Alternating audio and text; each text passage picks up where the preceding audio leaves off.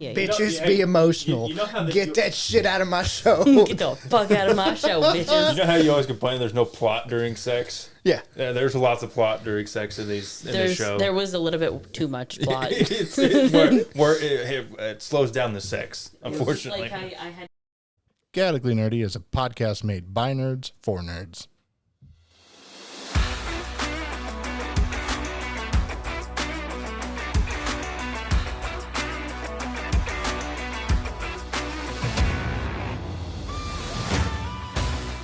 This podcast is made by adults, for adults, and children with bad parents. Adult language will be used and adult situations may arise. Listener discretion is advised. Hello, everybody, and welcome to another episode of Chaotically Nerdy. On this week is me, Tyler. And me, Jarrett. Me, Ethan. And me, Ashley. Hey. Hooray. I have not done that in so fucking long. I've not been excited that we all said our names right and said it in the right order. We didn't. Yeah. I used to always go, hey, every time we got it right, because we used to fuck it up so much. Yeah, and then you did it for like a year afterwards and Yeah. just kept going, yay. Yeah.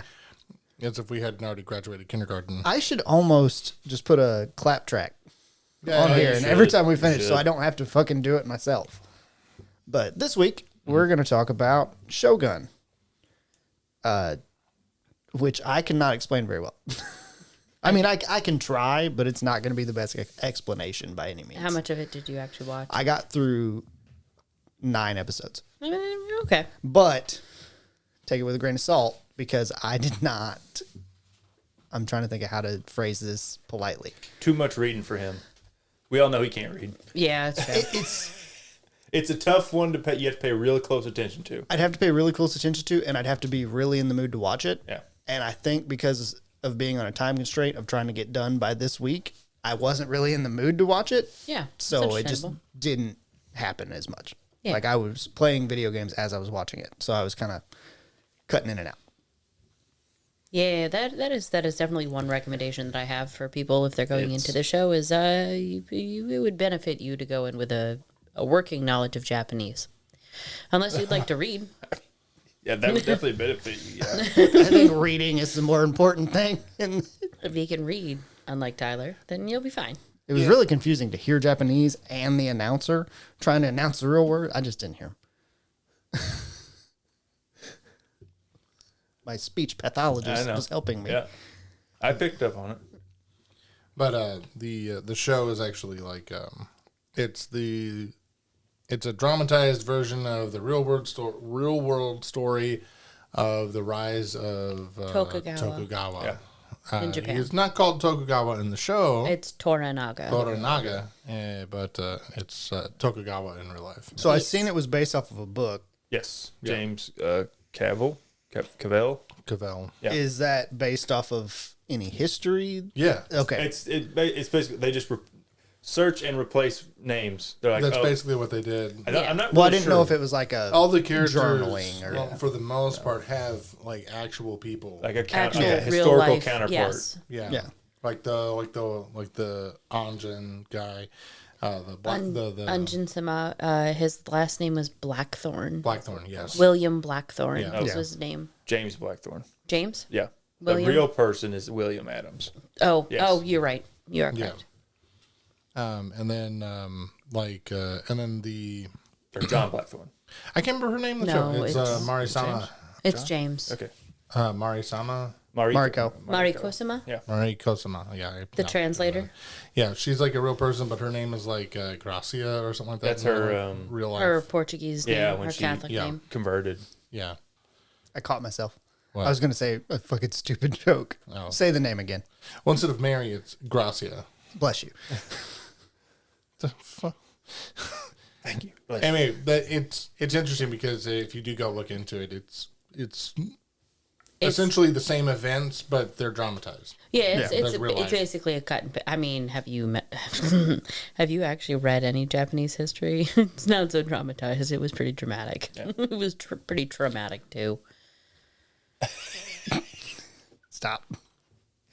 I didn't do anything. I know, but you're tempting me to say things I shouldn't. Don't tempt me, Frodo. Yeah. But yeah, this basically takes place late 1500s, early 1600s, between the Portuguese basically taking over the trade monopoly in Japan and the English coming in and fucking things up for them. Well, it's kind of insane. The precursor to this was Spain and Portugal just got together and be like, hey, we got some strong navies, and you're going to take that half of the world, and we're going to take that half of the world. Don't ask anybody else, not even the Pope. I mean, it was just... You do what you need to do. We doing this. Yeah. Yeah. And I'm like, it's ours now. Yeah. Sure. So here's the only thing I did not actually catch while I was watching this. Was the pilot, was he actually a pirate or no? No. No. Okay. He was just labeled as a pirate by the Portuguese They to were put him in there. a negative light. They were sent by the English to, Queen Elizabeth. by the Queen, to basically find this fucking Portuguese trade route to the east Okay. and get a foothold for the English. Okay. And what will eventually become the East India Company. Okay. Because every time I looked, it was either I'm not a pirate or I am a pirate, and it just kept bouncing back The and forth Portuguese for... claim he's a pirate because they attacked a Portuguese fort in Macau that they basically use as like a stopping. It's like a gun running thing between China and Because at Japan. the time, they were at war. Yeah. Yeah. They talked about that. Yeah.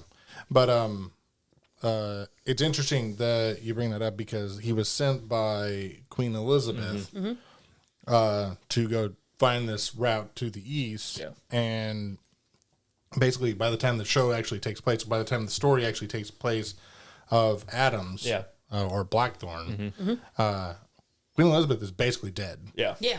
I mean, within a year of him arriving basically in Japan, she's dead. She died 1601, 1603, somewhere in that time. 3 or 4, I don't remember. And he's there from like 3 until Question mark. Yeah, I forget. it He doesn't eventually really- does go back, but it's like years later. it's quite a long time later. Yeah, but there's no way for him to know that, obviously, Yeah. because he's in Japan and. And they're not giving him updates on the news. No, well, they don't get the news Exactly. that fast. I mean, it would be years until they found out anyway. So, And if he was going to get it, it'd be from a Portuguese Yeah. source. Oh, who's don't worry. They were getting it at some point. who was the queen after, or who was the ruler after Elizabeth? George? No. Is it Charles? No, George is way later. It's James the First Is it and James the Sixth. First. That's right. Because it goes Henry and then Edward and then Mary Yeah. and then Elizabeth and then it goes to James the Sixth of Scotland, who becomes James the First of England. Yeah. He's the first and sixth. Yeah. It's a weird name. Okay. Yeah. James the First and James the Sixth. Yes. Same guy. James the Sixth, King of the Scots, and James the First, King of England. Yeah. Okay. Well, Ashley made the script, so Yeah. why don't you take us through it? Okay, so we start the season with the introduction of Anjin, which, by the way, I was interested in the etymology of the name Anjin because I thought it was the Japanese way of saying English. No, that's Girisu. See, I don't speak Japanese. Again, going into this Or English show, would be you would... something else. There'd be like a suffix to that. Yeah. I know, because we're Duolingo friends, so I trust you because I see that you are doing Japanese, so... Yeah, sure. Yeah. They do say at some point, Mariko tells him that it's for pilot. Yeah. Because I know that's how I learned it. See, I wasn't really paying attention for the first, 2 or 3 episodes. I really started getting into it around episode 3, so... Interestingly enough, that's when I lost interest. That's fair. That's fair. But yeah, so where the English wash ashore in Portuguese-controlled Japanese waters in Lord Toranaga, totally not Tokugawa, gets some hate from his co-regents while a vassal's disgraced bride translates. So basically it's the introduction of Toranaga and how much power he holds. The woman that he has with him, Mariko-sama, or Mariko, she is a Portuguese Catholic. Well, she's a Japanese Portuguese Catholic convert. Yeah. And it basically opens up with the introduction of why Toranaga is doing what he's doing and why the English are there. Here's a fun history fact for you, just really quick. The show opened with Toranaga hunting because it's an actual nod to Tokugawa being as avid of a falconer as he was. Mm-hmm. Oh, as soon as you said, I was like, I don't remember him hunting, but then you said falconer, and I was like, oh, yeah. Yep. The opening scene where he's got a falcon. Yeah. Not how we would describe hunting, but yeah. It's I was thinking like bow and arrow at least. Yep. Nope. He apparently Tokugawa as a person loved falcon hunting, and that was why they opened the show with it. Neat.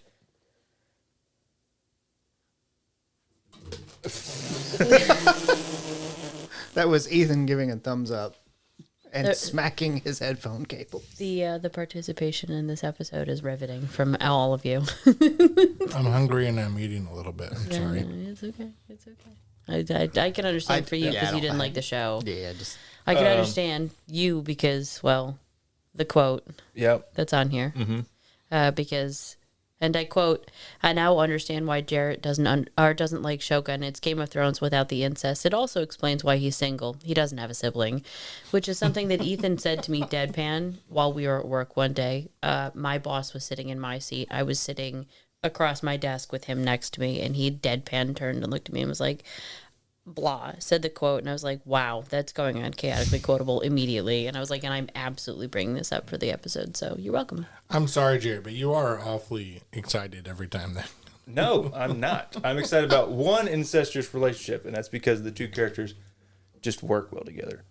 And that's Rhaenyra and Daemon. That's it. Fair. That's fair. Yeah, that's I do not like Jaime and Cersei. I hate that they're together. Well, Cersei's especially at the end. What about Dan and Johnny? That was for the lulz. Okay. Because it was just cause chaos. Yeah.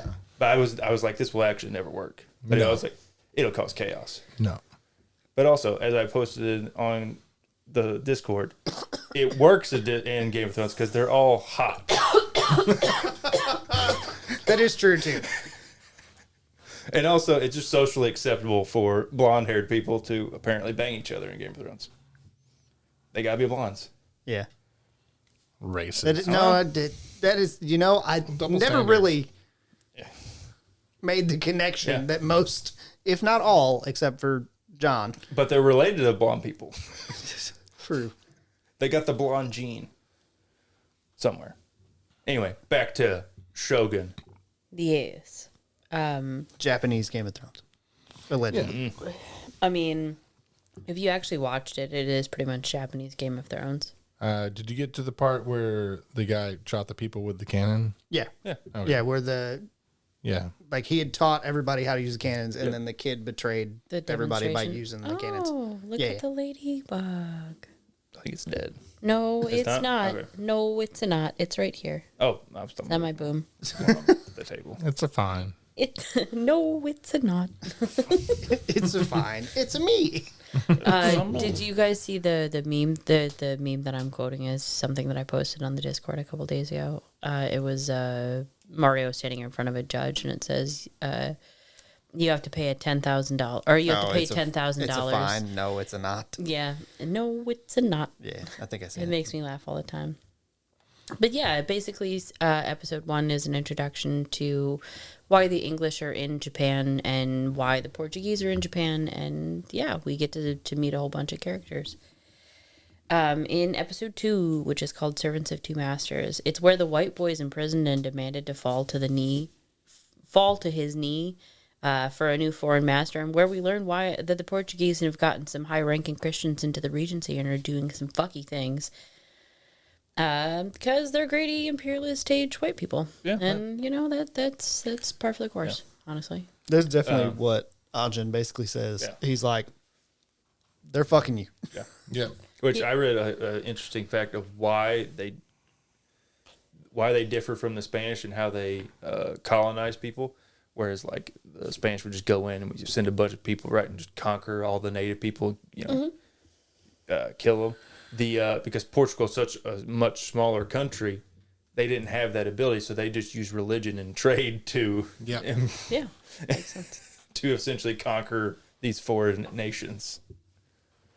I was like, oh yeah, fucking Catholics. But yeah, the fucking Catholics. Hey, if it works. You know? The fucking Catholics have basically invaded the Japanese Regency because the Taiko, is that the emperor, or is that his name? Would be no, that's his title. Okay. That's the title. Yeah. So the young boy is now Taiko, technically. Will be. Yeah. Okay.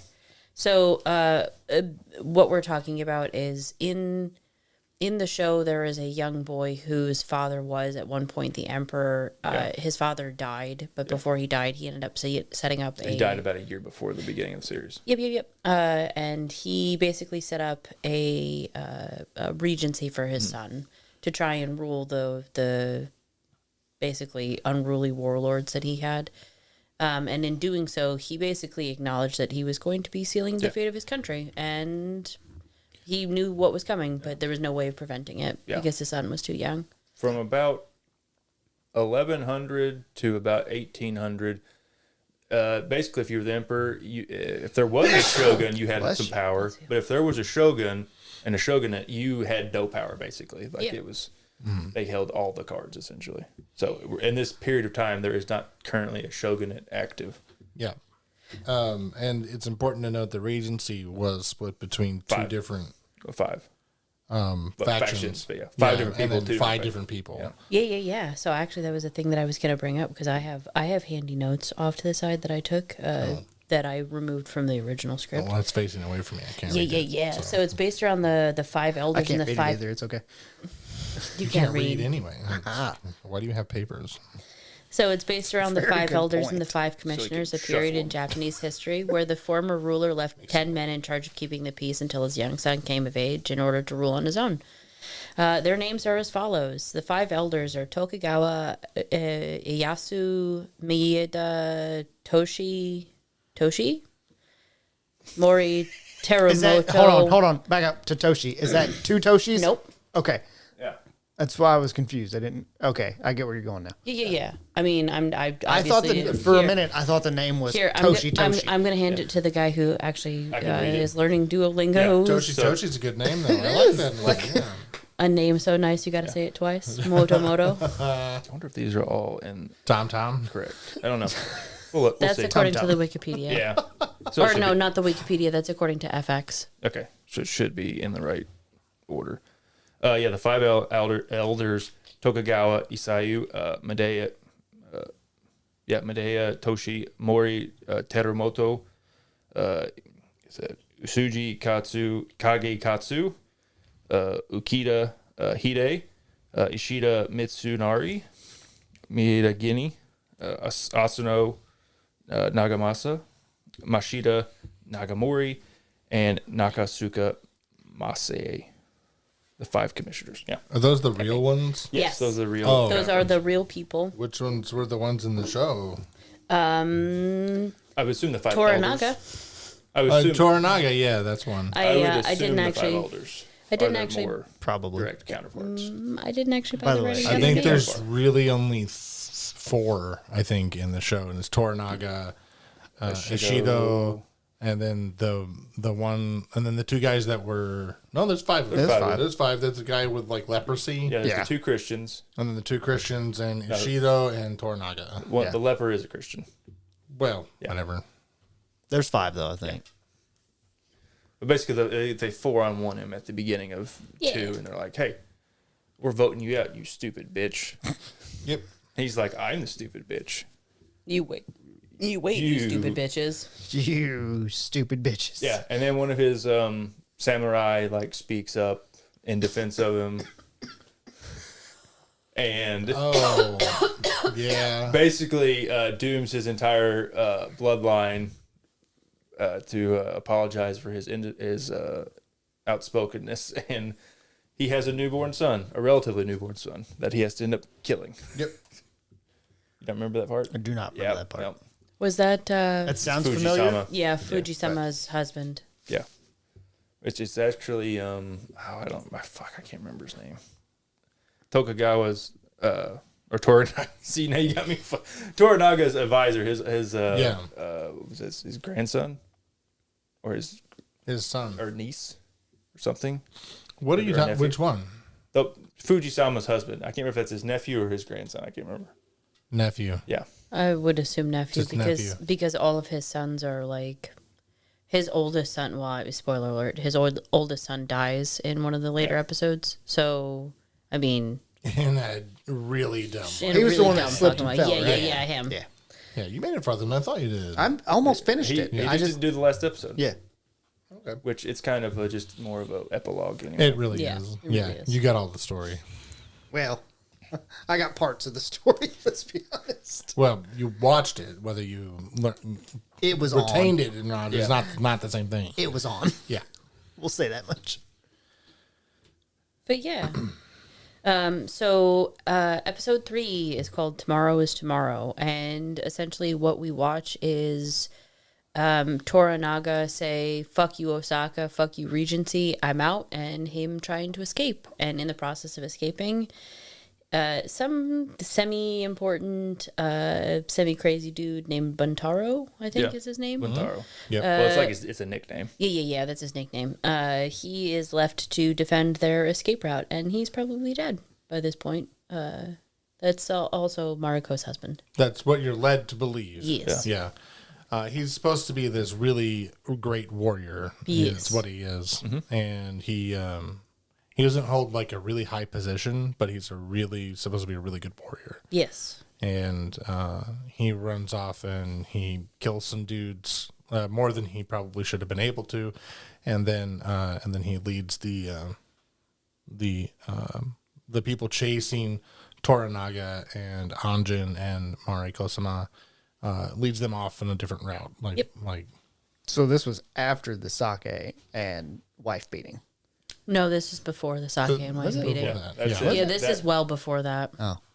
Because, to no one's surprise, the way that I worded it was not apparently good enough, and Ethan had to preface, because he's not actually dead. Yeah, and surprise, he surprise. comes back in episode 6, I think. Something. 7. 7. Yeah. Don't worry. Just enough time for Mariko and Blackthorn to bone. No, 5. It's 5. Is it 5? It's 5. They bone that quick? Yeah, it is 5 because oh it's yeah, this- no, it's Yeah. like the next episode. Yeah. Is it? I thought Yeah. okay. Yeah. It's 2 episodes. Well, I think it's 4 that they boned because that's when I Oh, started it is. playing on my computer while watching. We'll get to it in a second. I thought it was But the end of 4. wait. It might be. It is. We'll get I to it, think it is. motherfuckers. Okay. We'll get to Fucking it. chop chop. Calm down. Let me speak, bitch. Alloweth me to speak it. Okay, so at the end of at the end of episode 3, we see the white boy get a title, the Hatamoto Yeah. title. He is also basically still held hostage against his will by Toranaga. He basically said, he's like, I'm in prison, but with a nicer living quarters Yeah. and better food. Yep, and basically Anjin is told, you will teach my men how to shoot cannons. You will be useful.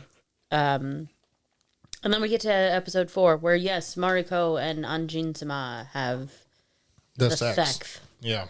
Yes. Episode 4 is called The Eightfold Fence, and basically Anjin is basically trapped in a Jiro for the entire time, but that's okay, because he gets pussy. Yeah. He gets pussy. I need to leave. Why? Why? You said the 8-fold fence, and I said my brain went. Is that because he folded her 8 times? Probably. Probably. Maybe. He said the Don't look at me. Japanese. It's Japan. I don't know. He said the Japanese names earlier, and I had to stop myself from making an anime joke. What? Because you're a fucking weeb. Well, you said one of the names, and I was like, "Oh yeah, that's the one with the explosive powers," because it sounded similar to Katsuki Bakugo. Oh, really? And I immediately wanted to say, I was just Super like, murder death explosion, man. "Yeah." Sorry, I will try to get this under wraps, but I don't think it's going to happen. Gas It's leak. okay. Okay, and at the end of this episode, this is kind of where shit really starts going downhill for Toranaga and for everyone else in the show because after Anjin decides to actually help Toranaga and teach his men and show his men about cannons and stuff and how accurate his cannons can be, yeah, they have a lovely little demonstration for one of the Taiko's advisors, a Korean man called Josen, which I didn't know Josen was apparently just the title for. I don't know if historically this person was supposed to be Korean, but the name Josen would lead, and from what I was reading about other people talking online about the show, a lot of people believe that he was probably from Korea or had taken the name because they had at one time been at war in Korea and may have been taken as a hostage or something of that nature. Yeah. So he could be Korean, he could be Japanese with a Korean name that was taken, but who knows? But Josen or other similar names are very Korean based in history. Yeah. Well, it doesn't matter because he dies at the end of this. It does not matter. It doesn't matter what the fuck he's called because he's dead. Yeah. He's real dead. That would be Tornaga's son. Yeah. Is the one who Turn the cannons on him. Yeah. Which, by the way, that was quite a shock. I was not expecting the cannons to turn, and it was very messy. yeah. it was. It's kind of shocking, but they have been setting it up that he's very ambitious and trying to prove himself. I mean, that kind of happens when your dad's like this legendary samurai general, like just tactician. Is this guy. the same Yeah. episode that they told the story about him cutting the guy's head off in one swing whenever the guy maybe. submitted? And they were like, and then he cut his head off in one swing, and then the guy was like, I you were there, you remember I don't it. know if it's that episode, but yeah, I remember. It was 9 swings. That was Tornaga's brother that told that story. Psycho. I know, I just mean, was this the beginning Psyche? of the episode? Psyche? No, Psycho is accurate. Yeah, I mean, Psycho's accurate. No, I was just curious if it was the beginning of this episode to kind of show that he's trying to. I don't think so. I just didn't remember when it was. I think that was after they. No, I don't remember when it was, but I don't think it was this episode. Good question. Well, my timeline's all fucked up on it, so that's the only reason why I remember bits and pieces, but I can't place it in order for shit. It's all good. So we're going to move on. Episode 5 is called Broken to the Fist, and we're just kidding. The translator's husband is back, so whatever the fuck his name is. Buntaro, yeah. And he's put into a really, really awkward situation where he is basically asked to live with his wife, who translates for Toranaga, and the Anjin, who just totally had sex with his wife the previous episode. So that's fun. His new nickname is Captain Cuckolded. Yeah. Speaking of that, hold on. There is a spot that I remember in the first episode. Yabashigi. Yeah. It was almost immediately that happened, and we just got to watch Japanese cuckolding. Yeah. And It's not really cuckolding because that's a consort, like a prostitute essentially. So it's just more like he's just a voyeur at that point. okay. It's actually his nephew who's like in love with that consort, and is like, Omi? he's in love with that consort. What's And that guy's she name? gets- Yoshiga. Is it Yoshigata? What the fuck? God damn it! I have it on my phone. And this- Yabushigi. and this is- Yabushige. Yeah. And this is the point in the episode where we all realize that we can't fucking pronounce Japanese No, it's not. I names. can't pronounce. I can't remember them. them. I can't remember them. I have too many anime names, Japanese words in my brain to remember everybody. Yeah, like unless I said, they're we very can't pronounce simple. them. And we don't have like really far back reaching, like to when we were kids. Like we didn't hear a bunch of names, so we didn't hear Sure. like there's a bunch of names that aren't commonly used we know. You'll like be surprised Eustace. by how much Dragon Ball I've watched. Ansel. How many words of foods I know in Japanese, because that's what they're all named after is food, and that so that really helps with the food episode or the food parts of Duolingo. I'm like, Gohan, that's rice. Yeah. We're not sponsored by Duolingo. No. Fuck, we should be. Duolingo, get at us. Well, I mean, he's been learning Japanese. You've been learning German. I've been learning Russian. What have you been doing with Duolingo? Learning to read. That's fair. English to English? They might. I know they have a math and a music one. They do have a math and music one. I was actually just doing the math one earlier today because I was bored. What is it actually like? Just teaching like algebra, like Yeah. It's basically it's for kids to teach them addition, subtraction, all the way up through I don't even know. I've gotten as far as multiplication and long division. I think. Not the calculus though. No, I haven't got there yet. Fuck no. Do I look the type to be on the calculus Look, I section, took calculus motherfucker? with Ethan's dad, and I couldn't. I don't remember almost anything of it. Oh, really? Nothing. It's just gone.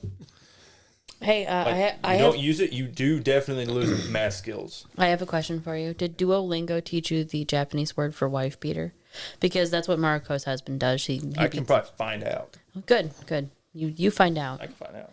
But yeah, Mariko's husband absolutely beats the fuck out of her for Buntara. sake reasons because he's a alcoholic dickhead. Well, even by this point, it doesn't come up in conversation, but he knows. He's like, I fucking sense it. Yeah. Yeah, Well, I he mean, knows. he ends up talking about it later in the show because he says, with me, she is cold. With him, she is different. Sumanaguri. Tyler already got it. That's what Google Translate says. That's I was literally on Thank it, getting you. ready to pep. Wife beater? Yeah. Wife beater. Sumanaguri? So yeah, him, the wife beater, beats the fuck out of his wife and basically offers to commit seppuku for disturbing the Anjin's house. Yeah. But- Because at this point, Blackthorn is a higher ranking in Samurai than he is. not samurai, but just like in the In social the order. echelon. social order than him. And He's the- that's another reason why he's kind of like Hatamoto. pissed at him. Hatamoto, yeah. Yeah. Which is essentially like almost like a minor lord. Hatamoto? Yeah. Yeah. It's like saying count. Yeah. Yeah. And, and the other guy's got a nickname, and that's it. Yeah. I mean, essentially. But yeah, while all of this is going on, Toranaga is talking about his options and whatnot. And during one of their meetings, there was a gigantic earthquake. That gigantic earthquake then decided to bury Toranaga, and Anjin saves his life, which is a massive point in Anjin's favor when it comes to Toranaga's preferences and stuff. Which is like also how he got like Yabushige's respect, because he tried to like save him whenever he was drowning, where he was getting ready to commit seppuku in the fucking water just so he wouldn't drown to death. Yeah. Like he's just like, he has that sailing mentality of like, you never leave a man overboard. Like you save everybody. Yeah. Or at least you Like he even try. tries to save the Rodriguez, Yeah. Yeah. the Portugal Piece pilot. of shit. Oh no, I love him. He's great. Might be my favorite character. He is. He's Is it mine. partly because he's played by Nestor Carbonell? Yes. Yeah. From Lost, yes, that might be part of it. He reminds me of because I played the pirate game Atlas, right? Yeah. One of the people that I know that plays it who is not playing D&D with us, his name is Rome. He's from Italy, and that guy reminds me of Rome. And it just reminds me of him all the time. It's just exactly the same way he talked. It was the same type of things he would say all the time. It was great. Do you know who played Rodriguez in the 1980 Shogun miniseries? No.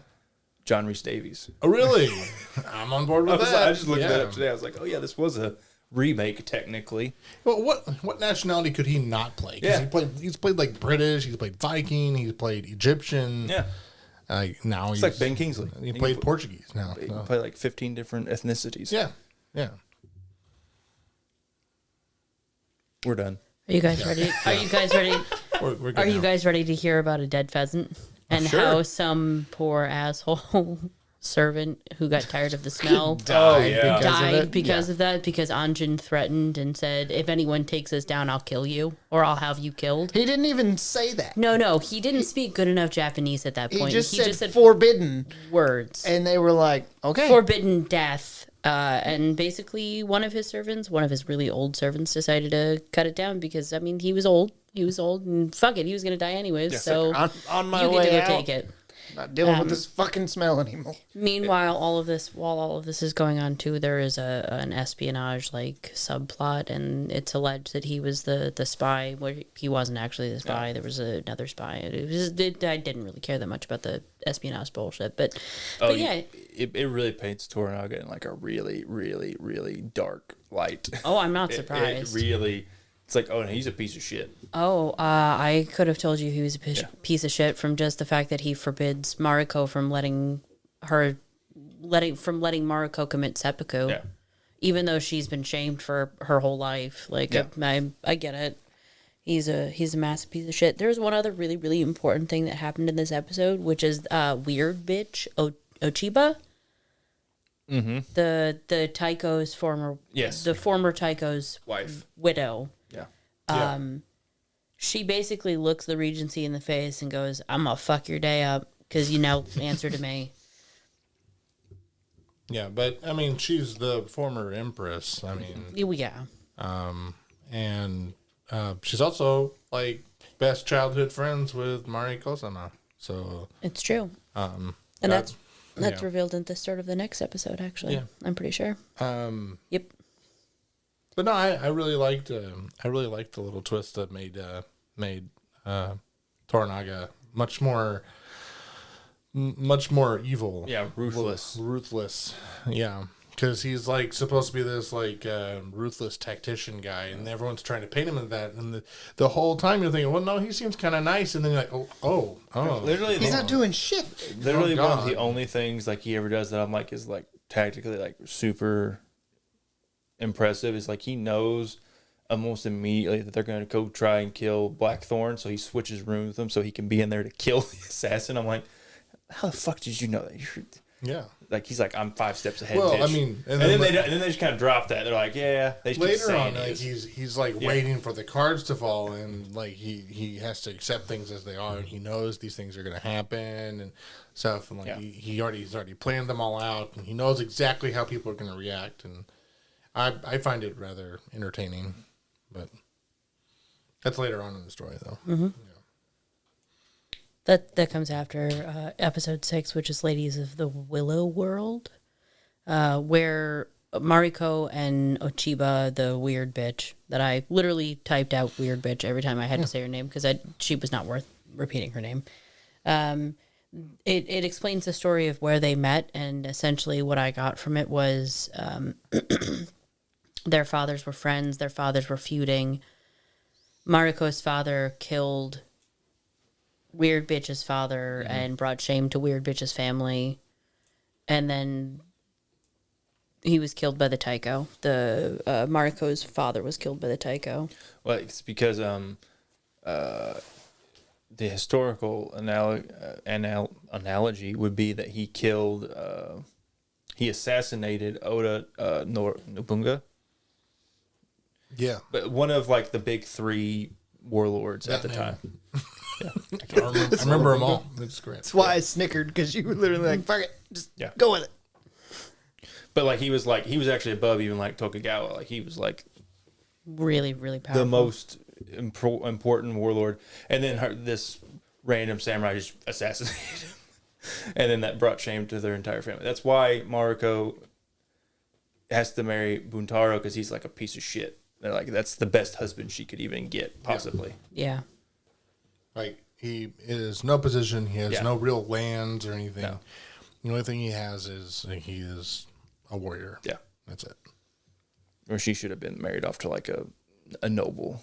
She should have been like much higher than that, because like her best friend was married off to the emperor. Yeah. I mean, so. Oh, absolutely. Once power exists in a family, so long as that power is not taken away, you should marry either above your station or at your station. That's at least the European mindset, which I'm assuming also applies to Japanese mindset. Well, it's kind of logical, so it makes sense. Yeah.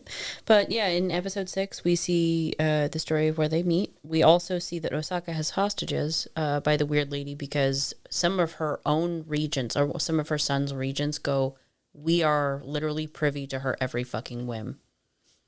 There is no escaping the city of Osaka. Well, actually, the hostages were originally held by Ishido. Mm-hmm. Yes. And then she comes in and says, no, you can't let him go. Yeah. So. Yeah. Yeah. Toranaga also calls for Crimson Sky, after saying adamantly that he thought Crimson Sky was a bad idea. Whatever the fuck Crimson Sky means, we'll find out. But at first, it was very confusing as to what Crimson Sky was. And now, having seen the rest of the season, we obviously understand that Crimson Sky is his attempt at full takeover to become the next Shogun. Yeah. and that he doesn't care who fucking falls in the process as long as he gets what he wants. Which brings us to episode 7, which is called The Stake of Time. It starts the episode out with Toranaga's first battle when he is about, 7, 8. Something like that. He's really young. He's really ungodly young. 9. I think he was 9. 9. Somewhere. He was young. Prepubescent. Yeah. And he actually beheaded the warlord that he ended up going to war with. Defeating. Yeah. At 9 years old, he beheaded some random dude. Yeah, in one stroke. Allegedly. No, even the guy says, like, they talk about it later on. They're like, you were there. How many was it? He's like, 9. Yeah. That's what I said. Maybe that's why I'm mixing up 9 with 9-year-old. I don't know. Well, that quote actually comes from his brother, who we are introduced to in this episode, because he calls upon his brother and goes, "Hey, we should put our armies together." And his brother goes, "Yeah, we should, but you can get fucked because I've already been given a better offer." Yeah. And basically Toranaga is asked to consider surrendering and whatnot. Meanwhile, the alcoholic husband who beat the fuck out of Mariko is asking Toranaga if he can kill him, and Toranaga basically says, "No, he's too important for what I need. You can go fuck yourself and go to hell." While all of this is going on, Toranaga is also behind everyone else's back, going, yeah, by the Anjins and prostitutes. And it's Mariko that ends up in the whorehouse with him.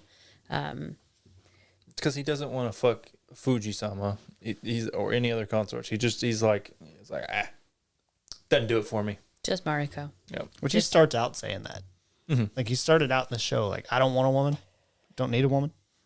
And they were like, you want a man? Like, no, I don't want a man either. Where the fuck am I? That's what he said. Yeah. Where the fuck am I? But yeah, white boy's in the whorehouse with translator, as no one is surprised. And basically, there's a whole allegory thing to opening up yourself and some bullshit. I don't know. I stopped listening and reading when she got really emotional.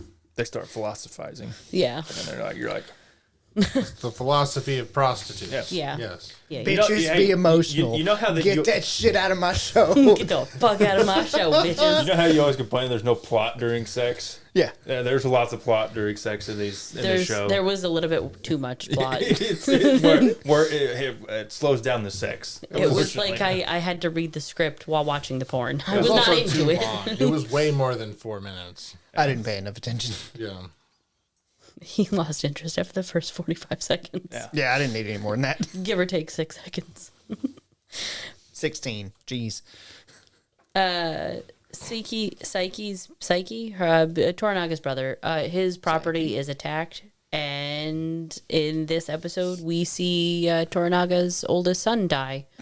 So stupid. It's the so stupidest fucking fucking death. stupid. If But he- also really funny. I loved it. When he died, I was like, I laughed out loud. If you haven't seen the show, essentially what happens is as Toranaga's son is going after Toranaga's brother, so his uncle, essentially, he slips and falls on some rocks near a pool that's outside and literally falls on his own sword. No, he In- just No, hit his head. smacks his head off a rock. Yeah, and then he got with the sword in his stomach. Oh, I missed The, that. the didn't sword notice it. hit him. Oh, I missed that. Yeah. He was dead from the Yeah. Yeah. rock caving in the back of his I skull. missed that. Yeah. I missed It's that. my second favorite moment in the show that I watched. So There's a couple spots in the show we'll where talk I about it later. actually laughed out loud. Yeah. that's my second favorite moment in the show. Yeah. So the reason that the episode is called The Stick of Time, because I forgot to write it down, is Mariko is basically pleading with Toranaga at the end of the episode to let her kill herself because she's fucking tired of being a pawn. She's tired of being used, and he basically goes, "Nope, not yet. Go fuck yourself." Which brings us to episode 8, which is called The Abyss of Life, and this is the episode where Toranaga through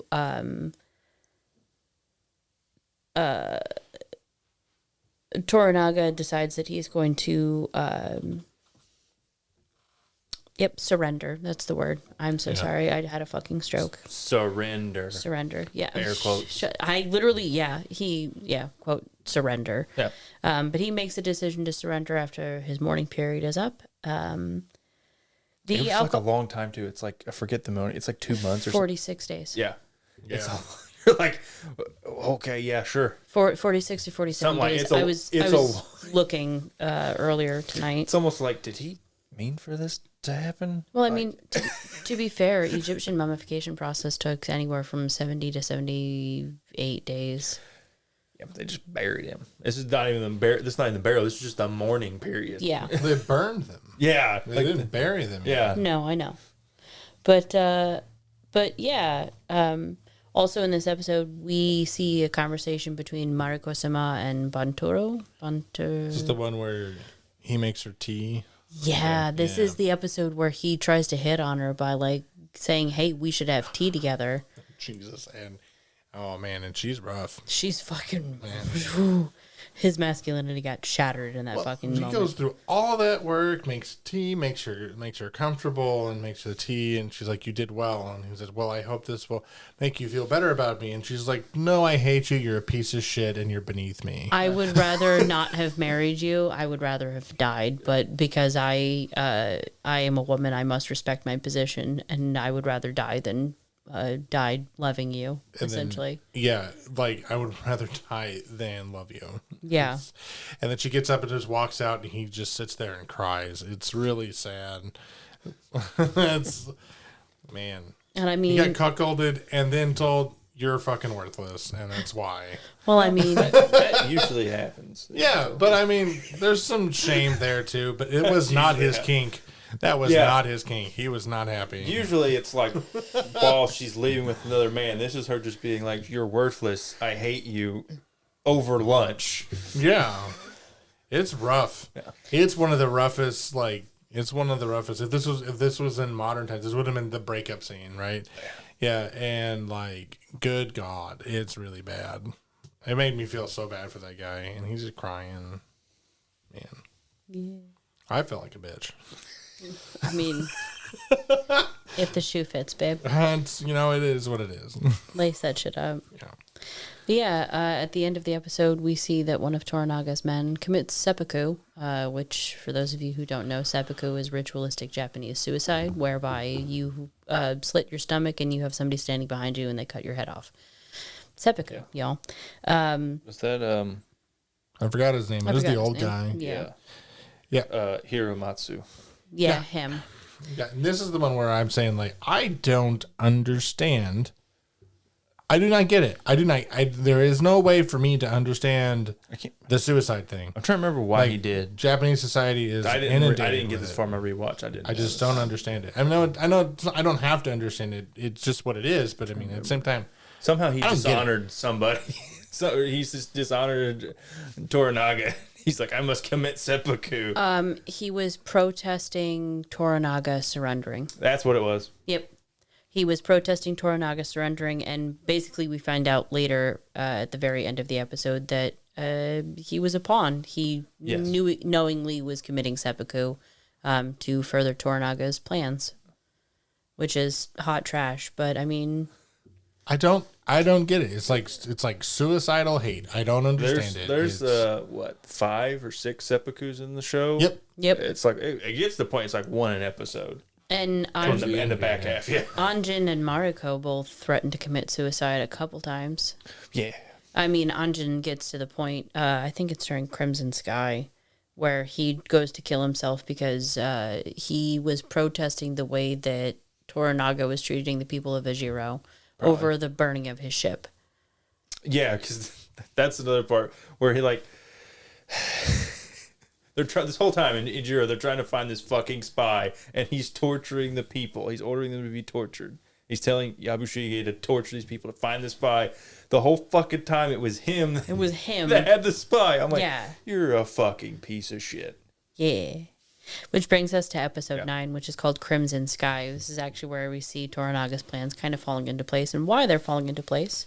And the translator, White Boy, and a few others go to Osaka to and I fucked up typing here and I left it to see if any of you would notice. Peg Barden to beg pardon.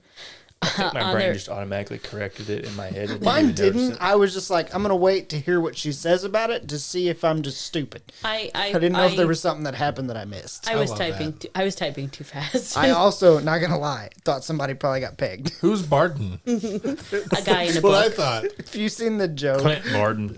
Wait, Barden is the Dragon Keeper Chronicles book that my gamer tag Kale Yeah. comes from. Yeah. Barden is Kale's husband. Oh, he got pegged. He did get pegged. Probably. have you seen the meme of somebody being like, "Oh, hey, what's your name?" And they're like, "Oh, my name's Michael." "Oh, I wouldn't have pegged you as a Michael." And then the guy like leans in and he's like, "What's my name got to be for you to peg me?"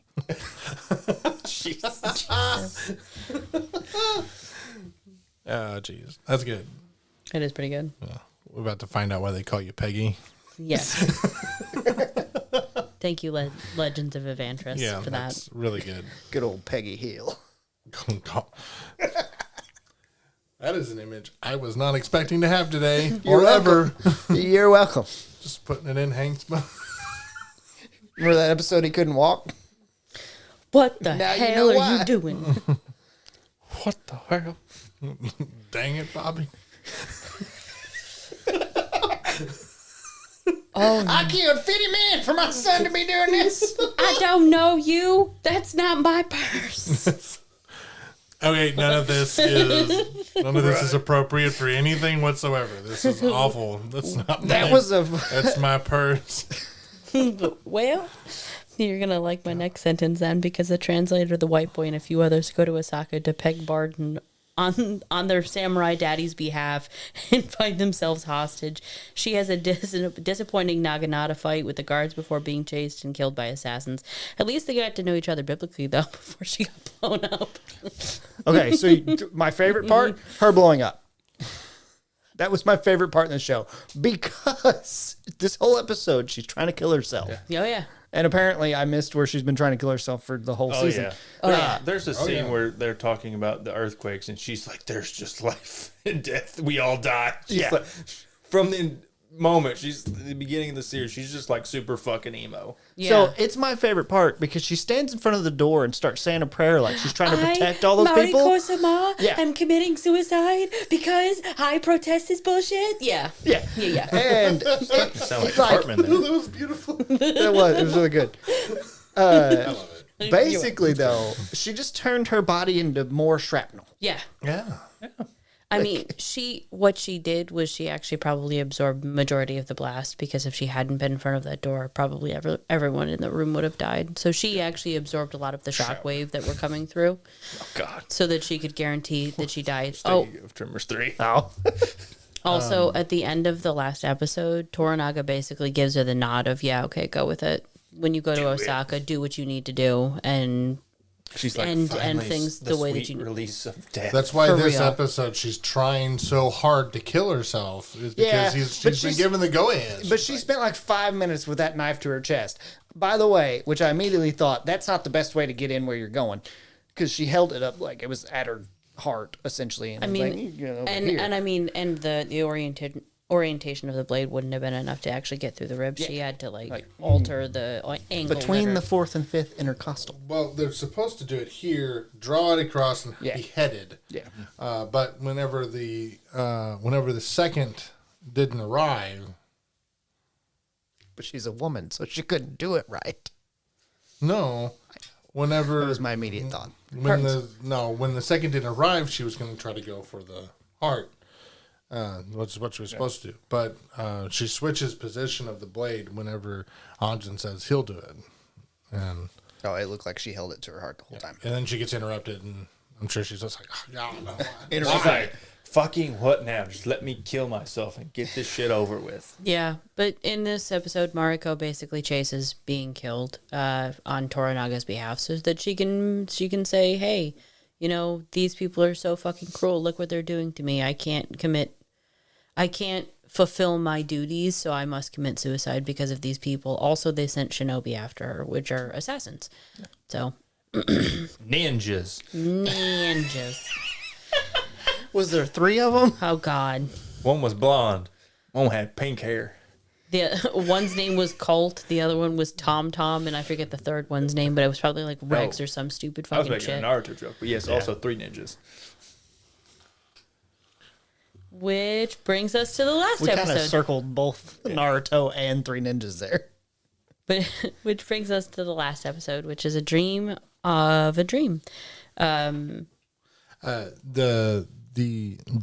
one more thing, and it wasn't in this. It's at the very beginning of this episode, and it's whenever they show the recount of what had happened, and they show Anjin actually holding her body, and they show Yabushiki, whatever his name is, the samurai guy.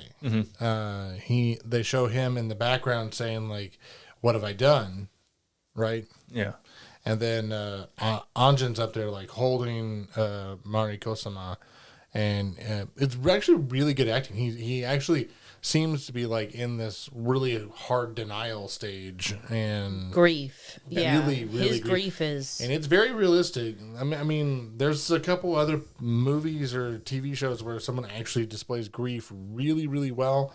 I think the only one this one's really good. It's like way up there on that list. He does a really good job. Well, I told you the night that we watched it, the next morning when we went to work, I think it was like a Thursday into a Friday. When we went into work, I was sitting at my desk and you were in your office, and I was like, "Hey, can you come out here for a second?" And you came out, and you and I had a like 3 or 4 minute conversation on the way that he screamed.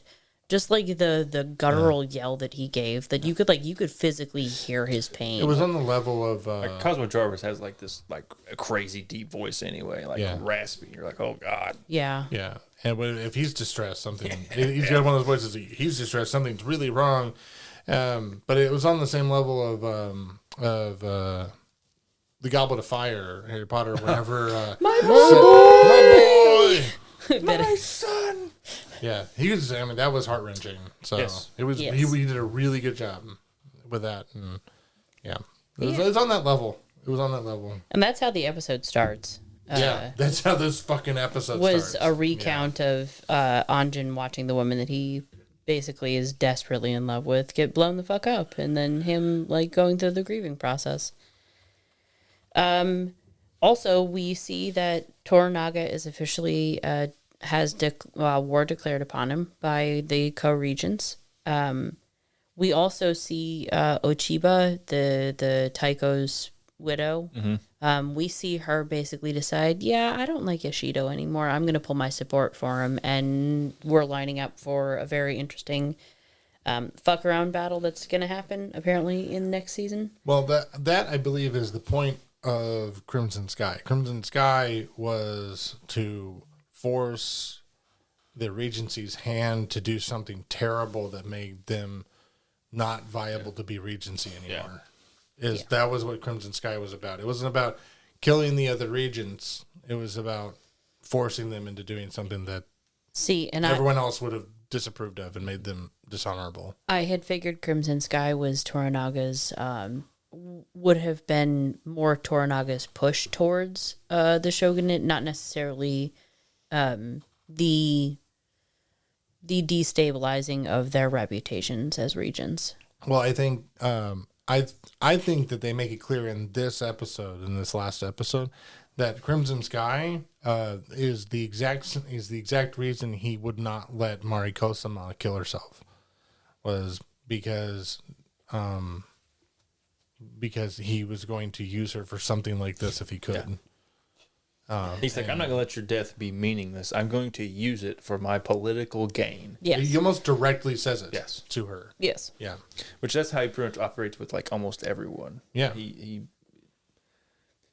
there's not a lot of giving from him. He just pretty much takes and takes and takes and takes. Yeah, he's a sociopath. Yes. You are too, though. I am, but I also learned how to be empathetic when I was a child. So That's fair. That's fair. Toranaga did not. Yeah, he has no value. He places almost no value on human life. Yeah. It's kind of dark. You're like, oh, were we the bad guys all along, guys?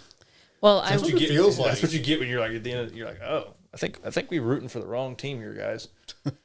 Well, I mean, it's his case is not helped by the fact that though he has, I'm going to guess, some ability to recover Mariko-sama's body, he doesn't. She is buried, given a pauper's like nameless burial. At that point, she is now useless to him. Yep. Yeah, it doesn't matter, and it's You the have same. served your purpose. Yeah, pretty much. And it's the same thing with what's his name? Yabushigi. Yabushigi. I can't remember his name ever. Yabushigi, because I mean, he is found out in this episode for sure, because he's been told about what he said when he said, "What have I done?" Because he's the one who let the shinobi in Yeah. to their living quarters. He's been playing both sides the entire show. or trying Trying to. He's been very unsuccessful. Well, it's okay because he can't do shit anymore because he commits seppuku at the end of this episode. And, oh my god, it took about 10 minutes too. They're just sitting on that cliff, fucking yapping at Asking each other. questions. Why should I divine the future to a dead man? They are literally yapping at each other. Just Yeah, but you can really see Toranaga just does not care about other people's misfortune and pains. Yobushigi's. Did I get it right? yeah. Yobushigi. Yeah. Okay. Yobushigi's. Whenever he cuts into his stomach and pulls it across, Toranaga just stands there. He just like watches him like in pain and bleeding out, and Yobushigi's like looking at him like, You're gonna do it? Finish it. You're gonna do it?" And he just smirks a little bit and then cuts his head off. Yeah. This time in one clean slice. Yep. Yeah, and he just like watches him in pain for a little bit, and you can tell that Toranaga is not a great guy. I mean, I know historically he wins, but Yes. Yeah, spoiler alert, guys. He's gonna fucking win. but I mean that's the way history worked out. Yeah, because he's so ruthless, he ends up winning. and that's how that worked out in real life. Yeah. So with Tokugawa, so Meanwhile, while all of that is going on with Toranaga, Anjin is allowed to leave Osaka finally after Mariko-sama's death. Basically unlocks the gates of Osaka and people are allowed to leave as long as they have special permits. Anjin leaves, has a conversation with Toranaga, finds out that his ship has been torched, Yeah. threatens to commit seppuku at the treatment of the villagers because Toranaga is torturing all of the villagers, and Toranaga stops him right before he commits seppuku so that he has a pawn still, and basically tells Anjin, pull your ship out of the water. I'm sorry that it got, burnt. Pull it out of the water and we'll fucking build you as many as you need to make us a cannon regiment. Yeah. To build a navy. Yep. I would say the only positive ending for a character in the show is Fuji-sama. Yeah. She gets to go become a nun finally. Yeah, they had a really touching moment in the final episode where so Fuji-sama was Anjin's consort. Yeah. She was forced to be his consort through shame by Toranaga. And at the end of the episode, her and Anjin have a moment where she pours her husband and son's ashes into the water. Mm-hmm. And Anjin drops Mariko's her crucifix into the water so that they could let things go officially, because something that they did do, which actually they did a really good job of, because at first I wasn't convinced it was him as an old man, the Anjin as an old man, but the second time I ended up watching the episode when they were recapping and I could actually get a good glimpse at his face, they did a really, really good job with his old age makeup. I gotta be honest with you. Aged him up. there's another good ending though, and it's the interaction between Anjin and Mariko-sama's husband, because they kind of make up at the end, and he starts helping him with the ship stuff, and now they're friends. I mean, now they have to fuck. Yeah, he's like, I boned your wife. They're Eskimo brothers. Yeah, And it's like, yeah. what's his name? Buntaro. Buntaro's like, my wife loved you more than she loved me. You must have something I don't. I want to figure out what that is. Fat cock. Poon, Fat cock. Poon turtle. Yeah. You said Buntaro, and for whatever reason, my brain was like Poon Puntar. Turtle. Yeah. Poon turtle. Poon Turtle. Yeah, they're gonna. You just yelling out. Nothing else. You didn't say it's because he's got or nothing. You just fat cock. I was finishing Ethan's sentence. Yeah, because he's got fat Cock. cock. Yeah. Poon turtle. Poon Turtle. What the fuck is poon turtle? Buntaro. Poon turtle. Poon I didn't Turtle. catch that. No. Peg Barton, poon turtle. Oh god. Yeah. All right, that was the Right. last episode. That was the last episode. So as far as ratings go, on IMDb, it got an 8.6 out of 10 with 211,000 reviews. I was actually kind of surprised with the number of reviews that it got. But it's an FX, so I'm not really surprised. I feel like those shows always get reviewed a lot. It was also like critically acclaimed at Yeah. the time. Yeah. I mean, I could understand why. 9 months ago, but Yeah. Yeah. actually, Lowest- it's almost a year, I think. The lowest rated episode is episode 6, and that's an 8.1. Yeah. And episode 9 is the highest rated at 9.4. Oh, I'm not Everything else is surprised. 8.4 or 8.7. I am not range. surprised. Because nothing happened. I mean, maybe they had sex. We don't know because they cut it off. They didn't show the sex scene. That's why it's rated so low. I think that gets Tyler's rating because it's not more than 4 minutes. It's not any minutes. That's Yeah, the point. they didn't That's a initiate. good amount. Yeah, I don't like egregious sex scenes either. I don't either. No. We'll talk about that on the next episode. Oh, Wasn't egregious. Okay. Don't worry about it. You guys can have that discussion. the here Rotten shortly. Tomatoes. Did you cover that? Yeah. So as far as Rotten Tomatoes go, it got a 98% Rotten Tomato. That should be 98%. It was not 99%. It was Like, oh, you 98. just inflating numbers, huh? 1%. I know it's actually quite a bit for the jump to 98 to 99%, but it also got an 84% on the popcorn meter. I particularly liked the show, but we can roll to find out what your personal thoughts were. Ready? Go for it. Woo! 4, 3, Me? Yep. 3. I really liked it. Are we rating it? Yes. Yeah. Oh, out of what? 10. 500. I know we usually do. I'm being an asshole. Okay. I really hadn't given that much thought. I'd probably give it like a 8.4. I thought it was really well done. It was good, entertaining, and rather historical. Rather historical. Yeah, it's a drama. Sure. 3. Jarrett. I will give it an 8.25. While I didn't love it, I was expecting, like, again, I watched it like as it was coming out. And everybody's just raving about it. And I was left feeling like it was good. It's not great. That was my opinion. There wasn't enough sibling incest. It just wasn't great. Maybe that's just because there's so much reading and you have to pay so much attention. Yeah. My brain can't handle that sometimes. Because you almost always try to do something else while you're Yes, I try and multitask because I'm like, I don't want to just sit here and just watch a show. just watch a show. Makes sense. But yeah, but it was still good. I think the first half is better than the second half to me. I give it a Give it your honest opinion. 6.5. It just and it's only rated that high because I can understand that it's a good show. Like, I don't think it's a bad show. Just for me, didn't care about it. And like I said, it could have been because I just wasn't in the mood to fully pay attention to it and read so damn much. See, I have to be like that with anime. Like, I can't just pick up an anime and watch it. I have to be in the mood to watch anime. I get that. I have to be in the mood to watch certain shows in general. But then when I get in the mood to watch anime, I'll watch like 5 anime in a row. Yeah. Okay. Ready? My turn. Okay.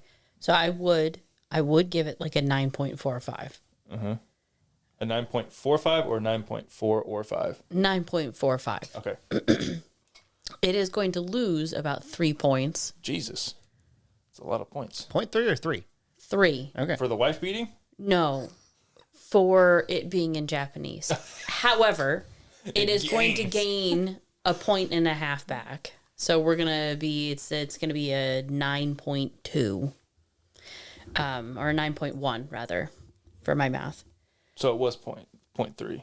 Yeah. No. We went down 3 and then we went up a point and a half. So it's 90. That's minus math that's point. minus 1.5. One and a half. So it's still a 9. 3. No. Okay, fine. It's fine. 4 5 minus 3 That's what we're saying. plus 1.5. Yeah, we're saying it's a 0.3. You're not taking. It's not goes from a 9.45 to a 6.45. It goes from a 9.45 to a 9.15. Yes. Okay, 0.3. Yeah. And then, yeah. That's what we were like. That's a lot of points. I was doing it in the hundreds. Yes. My We were my like- brain was doing math in We the were like, hundreds. well, that's a Yeah. lot of points. I was like, that's a big fucking drop. That's a me style drop. You're currently at 9.3. Yeah. Yeah. Okay. So I'll give it a 9.3 only because purely the amount of times that Anjin gets the ability to call somebody a stupid fucking English and then have no idea what the fuck he's Technically, saying. probably saying it in Portuguese, but it's in English for us. Yeah. It's definitely great though. There's like 3 languages in the show. There's English, which I think they actually never speak really, like in the show canon. Technically, it's almost always in Portuguese or Japanese. They probably would have spoke it Anjin, I'm sure. Maybe the crew on the ship on at the ship first. did, but like when he's talking to any other Catholic, he's speaking Portuguese. Yeah. But they just don't have them speak Portuguese because that'd be another might be- layer of like fuckery for us to even. He might be speaking English when he's trying to talk to the Japanese people. maybe. Yeah. Maybe. Yeah, maybe. But I feel like We have Calling to- somebody a dirty fucking English versus calling somebody a dirty fucking Portuguese, where they will probably understand you. I would assume that he's Yeah. speaking English when he's it all insulting probably them. depends on the context, which you can't really you get. can't know. Yeah. Yeah. Because there is the context of whenever he's trying to like yell at them, he's probably speaking Portuguese because Like- some of them have maybe picked up enough to. Yeah. Versus Yeah. whenever you're trying to insult somebody and you don't want them to know about it. Okay. Is So that it? my final question is, if they come out with season 2, would you watch it? Oh, they are definitely coming out with season 2 and Yeah. 3. Yeah. Oddly enough, you look on IMDb, season 2 doesn't have a release date. Season 3, 2026. I don't know. That's literally what it says That- next you to. can't really trust it. Like, I know, they but- did renew it for season 2 and 3, which is going to be interesting because there's no like book basis for it, so they're going to have to go like purely off of historical facts, and it's not very. I would say it's probably not going to be as It's not as detailed. detailed No. or interesting. It's going to be pretty anticlimactic. I feel like because it's just going to be like, oh, I he mean, wins. that depends. Unless they do it like an anthology show where they just don't use Well, any of the same actors. and he doesn't have any more sons to do any more pratfalls. That's another thing. There's like, there's almost there's going to be like 3 characters that carry over from season 1 to season 2. Yeah. Like they're going to have to get a whole new cast and like introduce them and build them up. It's going to be that's a tough task to me. It's fair. Game of So Thrones, it's like Anjin and Buntaro and Toranaga. Like that's it. for the Everybody else is for fucking the, dead. For the Anjin side Wait, of is the Omi story. alive? Is he dead? Who? Omi, Omi, is he Alive. Alive. 4. There's 4. Fair. But they're like Game of Thrones that never killed off that many characters at one time that were like central to the story. Unless it was like at the end. I was like, I don't know about that. 'cause Red the Wedding end is was- pretty rough. They killed Red Wedding was perfect. 2, 3. Caitlyn and Rob, that are Oh. central to the story. Fair, Caitlyn and Rob, fair, that's fair. it. Yeah. Fair.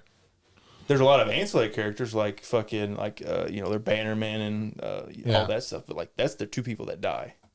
That's fair. I would hazard to say that the fact that you said that more people died with them, that there was more people, it was just the 2 most important people that died. Yeah, but these are, Semantically speaking. Sure, Just- yes. just- yeah, okay. but like I mean like in Toranaga's inner circle, like there is like almost no one left. Yeah, but not everybody's important. No, but like of like interesting That's a good life- characters Life lesson. Yabushigi, Mariko, they're dead. The son dead. Yobushiga. He's dead. Yeah. The old guy dead. Ishido will die. I'm assuming. I don't know if he actually historically dies. I'm assuming he will. I but remember. I don't know. I would didn't, assume- I didn't look that deep into I it. would assume he will not leave him alive to No. scheme in the No, shadows, no. he will kill him Yeah, I would assume. More than likely. as part of surrender. Like I would be surprised. I'm pretty sure somewhere in my research I was seeing that there was a battle that they both fought in. He dies. That's it. Yeah. That's all I got. Okay. Well, that will wrap up this week's episode. We appreciate you guys listening. And use the link in the description to find our Discord. And you can go tell us what shows we should watch next. And go from there. We appreciate you guys listening. Au revoir. Bye. Goodbye. Bye.